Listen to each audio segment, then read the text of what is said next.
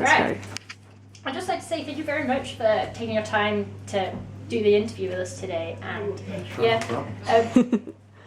how are you doing? How did you find the journey to the UK? It went fine. We had a little delay on the flight from Frankfurt to Birmingham, but apart from that, everything went really fine, really smooth. Yeah. So yeah, we arrived here yesterday, a bit late, I think around midnight somewhere. So yeah, got a night of rest now, and so today we are ready for the festival. Yeah. You played a festival in the UK back in 2009. It was Femme Metal Festival, if I remember rightly. Didn't D Lane play there as well? Also, how does it feel back in the UK to be making another festival appearance, especially as a headline act? Yeah, it's very cool. It's been some years now since the last time we were here, 4 or 5 years I think or something. And I think the turnout tonight is much bigger, so that's very cool for us. And I've been noticing the last years that it seems that the interest for Sirenia has been growing in the UK over the last year. So for us that is very cool, very positive, and we hope that it will enable us to come back more often also to the UK to play more shows here. Yeah, we can definitely hope that. Okay. I think that's true. I think Perils of the Deep Blue did really well here. A lot of people I know really liked it. Yeah. Yeah, I think we got a lot of positive feedback for that album actually, so it was a bit cool. I tried to continue a little bit down the same path with the new album, so I hope that the fans will like the new one as well. Cool. Yeah. Speaking of the new one, that was released yesterday. Yeah. Yeah. Can you tell us a little bit about the writing process and the story about the story behind the record, or how it came about? Yeah. I think the composing thing for me is like a never ongoing process. I'm always writing songs, writing ideas, riffs and stuff. So it's not something that I really stop with. I just keep on going. But obviously after we finish the previous album, then I can turn my main focus on the next one. And so that's what I did. And it's been like a process for more or less 2 years. It went pretty much as it usual. It's the seventh album that we make now, so a little bit experience. So it's I pretty much know what to do and not what to do, hopefully. So yeah. Speaking of sevens, we have a question relating to that, because there's a lot of symbolism in Sirenia's music surrounding the use of the number 7. The band's name is 7 characters long. The band is on its 7th album. Previous songs have had 7s in the titles: 7 Widows Weep, 7 Keys and 9 Doors. And the new album cover features 7 ravens, 7 snakes, and a scythe in the shape of a 7. So what I want to say is that in my faith, in Judaism, the number 7 serves as a general symbol for the association of God. And the number represents the covenants of holiness and sanctity. And we have 7 branch menorahs that are used in ancient temples. Essentially, in Judaism, the number 7 is like the divine number of completion. And I'm quite curious to know, what does the symbolism of 7s mean in reference to Sirenia's music? Well, you're not the first one to ask about that. And there is, I try to, when I write the lyrics, I want there to be something about the lyrics that makes people think. I don't want everything to be obvious, you hear the song and then immediately you get everything and the whole meaning, and I want my lyrics to make people stop and think, what is it really he's talking about here, what does he mean with that and that. And so I use a lot of different elements in my lyrics to achieve that goal, and numerology is one of the things. And I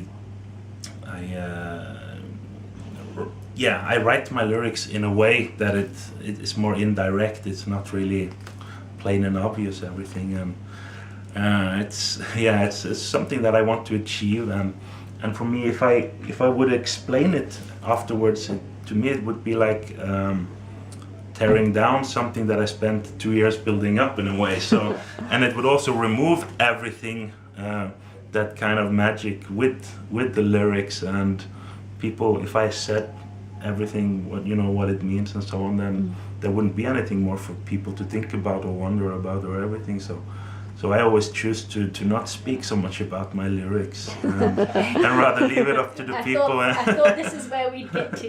This is where we'd get to. No, that makes sense. I think it's good people to interpret the lyrics their own way and think They're actually about. mad though sometimes, just trying to figure out what lyrics mean. Yeah. Is there a secret lyric behind that Outcast lyric? Right. Okay, we've also noticed that many of the lyrical themes in Sirenia's album cover mental ill health. In the UK at the moment, as I'm sure it is the case in many countries, we're fighting against a lot of stigma often attached to mental ill health. What are your thoughts on the use of music to talk about things like mental health? And is there any hope that music can help challenge our social attitudes towards really spoken about issues? I think music is a good tool to talk about anything really. Whatever concerns people or whatever they want to talk about. I don't think there should be too much limits. I think people should feel free to talk about everything, and with Sirenia's music, it's also important for me to write lyrics that match the feelings in the music. That they combine in a good way, and for most of the cases the music is quite dark and melancholic, and so I obviously have to focus on the darker aspects of life and mankind and these things to write about things that fit with my music or my compositions. So that's what I end up with, and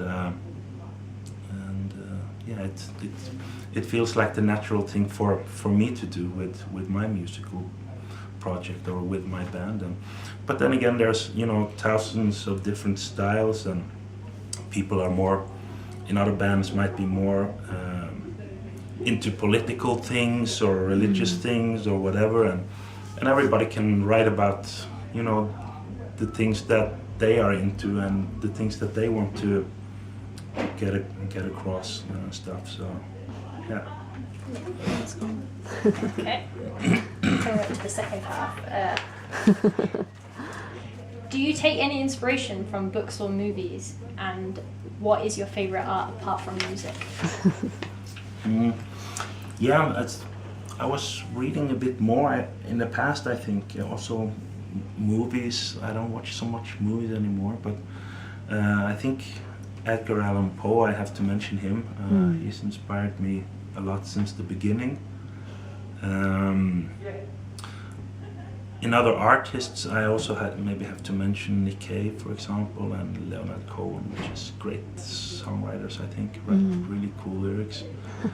And I think that's basically with movies.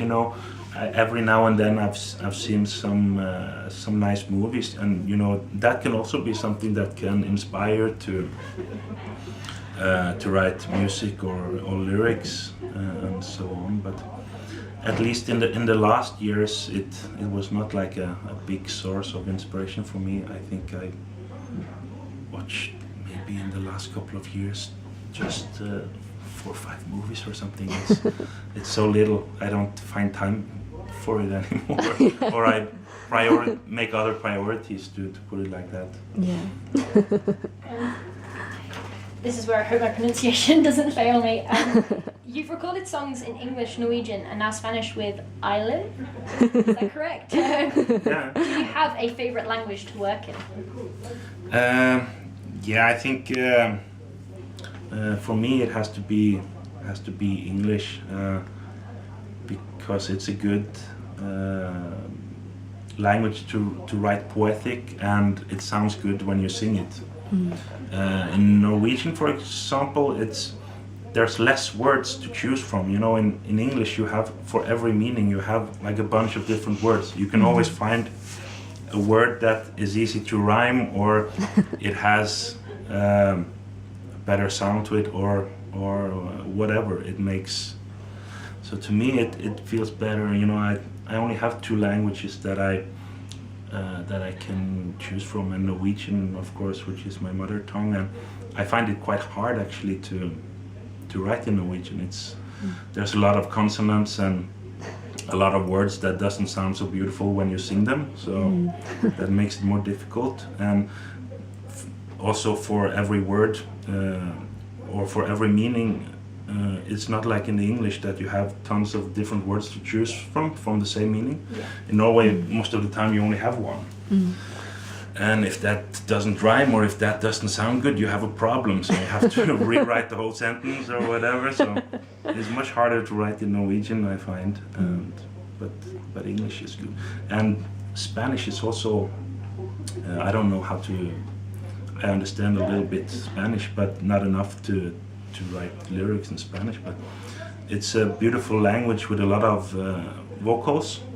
So obviously it's very good for singing, and it sounds beautiful and everything, but for me it's not a possibility to write in Spanish. Yeah, and the English as well is so worldwide. Like and that too. It's so much more worldwide. People, if you write in Norwegian, it's like only a few Norwegians that will understand, and the rest of the world will scratch their head most likely. So English is definitely the better option.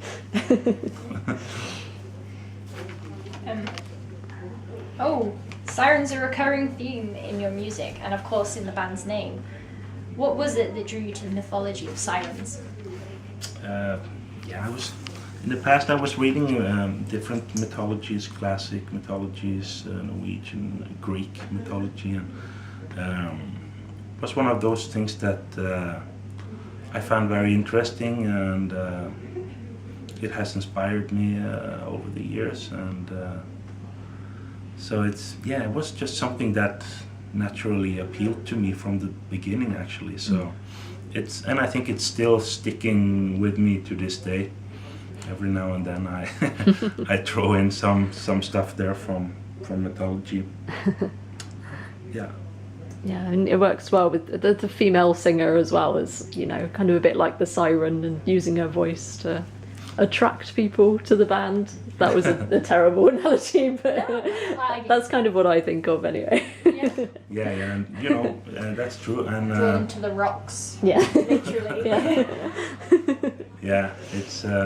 It's I've always been inspired by that kind of stuff, and so it still feels natural to write about it. And you know, since even the band name is about sirens, it's still a part of or a natural thing for us to write about, so to speak. So, but on the other hand, I have to try to not overdo it, and also write about other things. But every now and then I fall back to the siren things. Okay, we got more. Last question.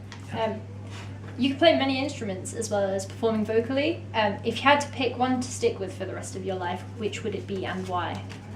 I think it would have to be the guitar. It's the instrument that I handle the best, and I can express myself best on. I can play a lot of other instruments too, but not as good as the guitar. So if I had to only stick with one, I would definitely go with the guitar. Yeah. Okay. Awesome. Okay, thank you very, very much for taking your time to speak to us today. No problem. We look forward to the show this evening. Yeah, me too. Looking forward to that. Thank you.